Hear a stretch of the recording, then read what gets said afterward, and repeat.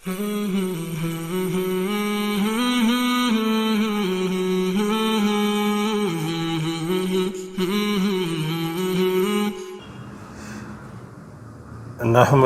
نصلی علی رسولہ الکریم اما بعد فاعوذ باللہ من الشیطان الرجیم بسم اللہ الرحمن الرحیم۔ محترم ناظرین، السلام علیکم ورحمۃ اللہ وبرکاتہ۔ ہمارے آقا صلی اللہ علیہ وآلہ وسلم کا فرمان ہے کہ سلام کو عام کرو اور لوگوں کو کھانا کھلاؤ، یہ بہترین عمل ہے۔ یعنی سلام سب کو کرو، چاہے کوئی جاننے والا ہو یا نہ جاننے والا ہو، سب کو سلام کرو اور لوگوں کو کھانا کھلاؤ، کہ یہ بہترین عمل ہے۔ اور ارشاد باری تعالی ہے سورہ دہر میں، اللہ تعالیٰ کا فرمان ہے سورہ دہر میں، وَيُطْعِمُونَ الطَّعَامَ عَلَىٰ حُبِّهِ مِسْكِينًا وَيَتِيمًا وَأَسِيرًا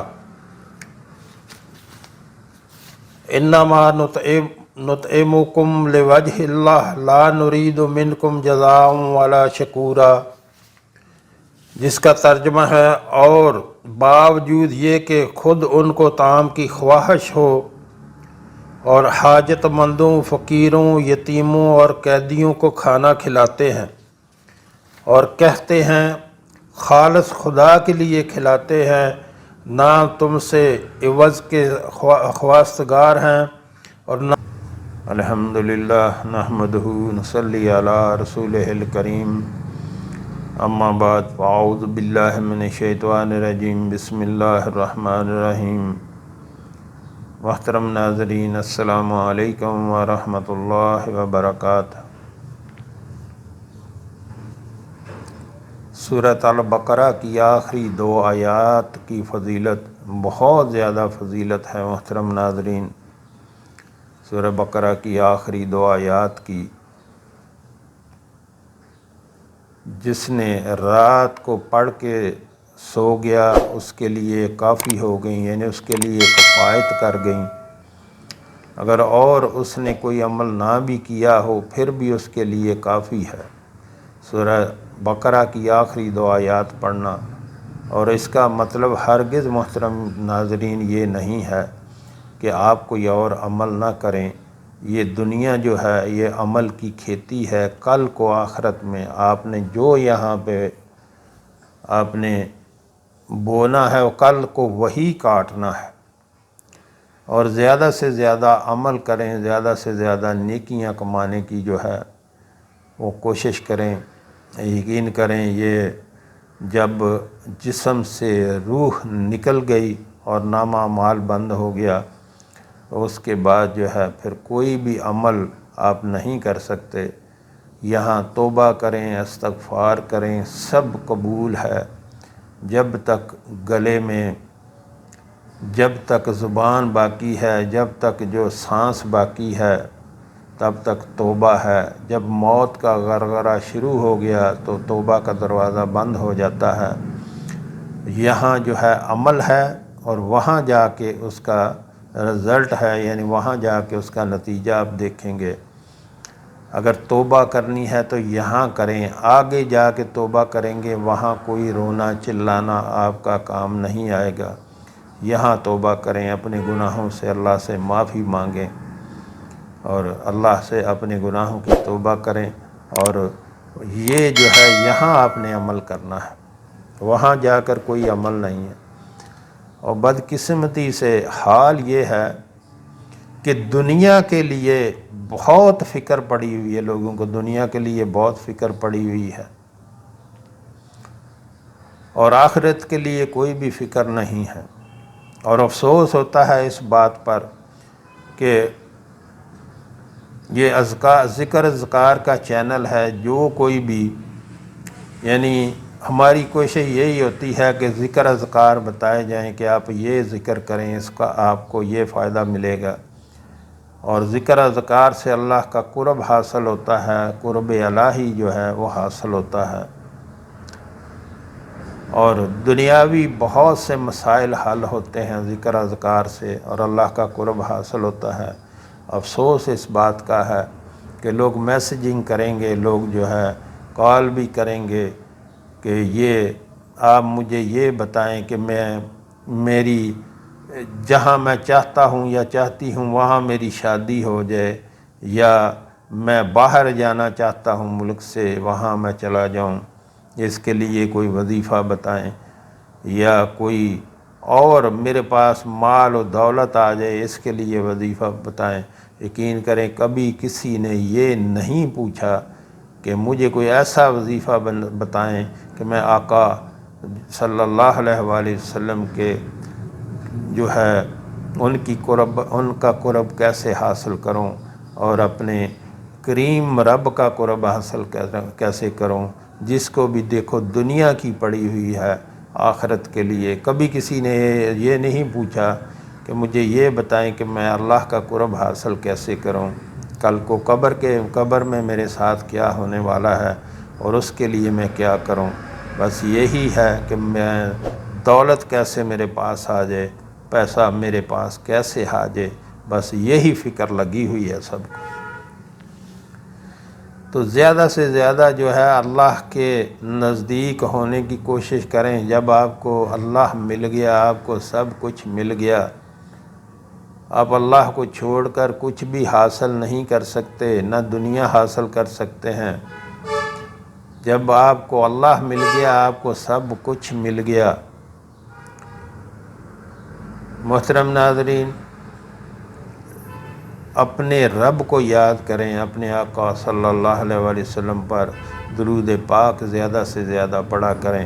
سورۃ البقرہ کی آخری دو آیات یہ ہیں: آمن الرسول بما انزل الیہ من ربہ والمؤمنون کل آمن باللہ وملائکتہ وکتبہ ورسلہ لا نفرق بین احد من رسلہ وقالوا سمعنا وأطعنا غفرانک ربنا وإلیک المصیر لا یکلف اللہ نفسا الا وسعها لها ما کسبت وعلیہا ما اکتسبت ربنا لا تؤاخذنا ان نسینا واخطأنا ربنا ولا تحمل علینا اصرا کما حملته علی الذین من قبلنا ربنا ولا تحملنا ما لا طاقة لنا به واعف عنا واغفر لنا وارحمنا انت مولانا فانصرنا علی القوم الکافرین، جس کا ترجمہ ہے: رسول اللہ صلی اللہ علیہ وسلم اس ہدایت پر ایمان لائے جو ان کے رب کی طرف سے ان پر نازل کی گئی، اور سارے مومن بھی